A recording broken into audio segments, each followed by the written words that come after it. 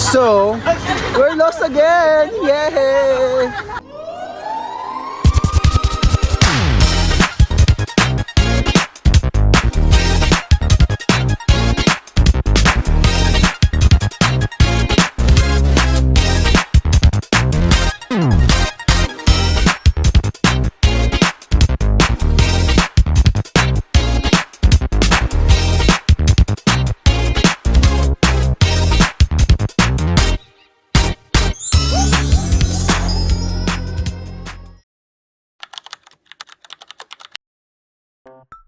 Hello, hello, hello. It's our day one in Taiwan and it's a rainy day. But we're all excited to explore the city of Taipei. Pero karon nga adlaw, since mao na mong first day, wa pa may ka tuod asang MRT station. Nangita mi nig MRT station nga nara di sa ubos, pero nasaag-saag ni daghan kayog saag moments kay aside sa dili mi kabalo mobasa og signages nila, dili sa mi kabalo mobasa og directions ni Google patuga-tuga og laag mga bulo cookies di ay mobasa og direction ni Google. Pero I think na-enjoy naman sa mi ani kadaghan ni walk-up and fashion show. So, we're lost again! Yay! Uy, let's ask for help na lang. Og sarihang nabiyan mi sa bus. Guys, we're waiting for bus 281. I think that's... Ayan siya. And narasi na. And we're lost again and we missed the 281 bus. Hala nga tong K-pop ang bini kay na-late na sa Taipei. At this time, no, we're so confident na jud nga makasakay sa ilang bus. Kay grabe na mong research sa ChatGPT, amo nang ika-istorya tanan-tanan Google.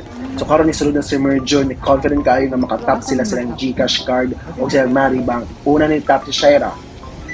And decline. So karon na naman nagkahilis si Merjo sa sulod kay naunaw na siya. Si Esther na pod, declined na pod. Og nigawa sa si Merjo na gito na lang card ni Johnson, hoping nga makaswipe or makatap si Johnson successfully para makasakay naming tanan.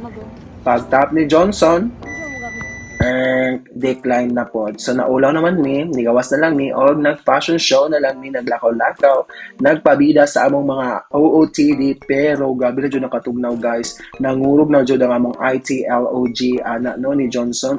Uy, kadali lang kay murag kapoy man day mag-voice over, oy magabas-abas ka sa video, gihawak ka kuha, kapoy man day ni. Well anyway, I think nakasakay na mi anig bus, kaya nato dyan 7-Eleven, kinangutan na mi on pag sakay sa ilang bus. So mga to, nag-advise mi din ang magpalit atong card, and then pa-load, and then mo itong gamiton, mag-tap lang may ever mas kaming bus or MRT. So karon padulong mi og Taipei 101 kapas-pas ba?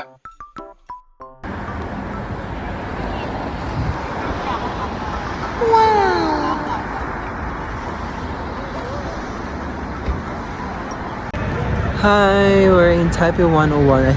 It's a mall pala, no? So here, look at that. Oh, perfect day getting a picture. Oh, you can have selfie here. So this is Taipei 101. Parang building and then sa taas inclined yung structure. I'll give you a quick 360 degrees.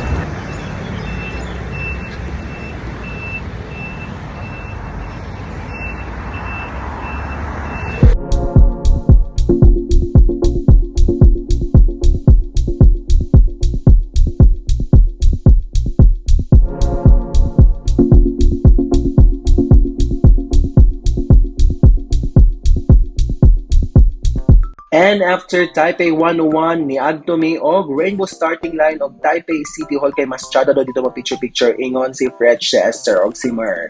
Karon nasa agta pod mi as expected kay dili mo kabalo mo basa og directions ni Google. Karon model na go.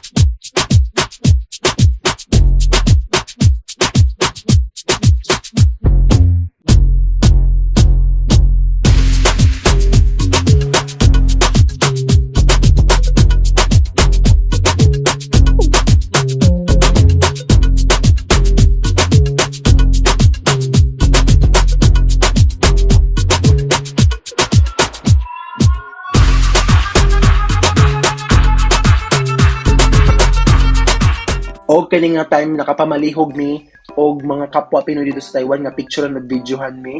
So shout out dahil sa ilaha. Duha sa ila kay taga Bulacan ug isa sa ila taga Mindanao, Bisayang dako. And I think wala namang guro ko nakapanglibak ato oy. Nakapanglibak ba ko? Bahala na to oy. Tanawa to niya dunggan o wato niya nasabtan. Well anyway, karon aura-aura, cross the crossing o candid, moral commercial, or yung markisa. Pero in reality, tugnaw kaayo. Pauli na ming. So na namin sa amo ang place. Ang amo ang accommodation kay downstairs kay Raohe Night Market dayon. Which is so good kay convenient kaayo, di namin maglakaw para mo kaon. Tugnaw jud kayo siya guys, mangurog jud inyong mga lapalapat tuhod og mga ITLOG. So yeah. Nanami sa mo accommodation nakabalik kami after a very very long day, a lot of hours nga nasaag, and we ended up in night market downstairs. Night market here nara sa ubos sa mo paggawas na mo sa mo ang accommodation. It's the night market, a very long stretch of stalls, street foods, whatever, name what you want to eat. All of the Chinese foods are here. I mean, almost all of the Chinese foods are here. But my facial skin got burned. I got sunburned because of the very cold weather. I had sunscreen ganinang morning but wa siya ni effect. Nasunog gihapon ng ako ang now. I think kay hapdo siya and it's kind of reddish. Thinking what to put on this on my face. So yeah. So we're back home and we're waiting for the results of the medtech board exam. So praying for Gian to ace the exam, and I'm here in the living room editing some videos and maybe do some work later.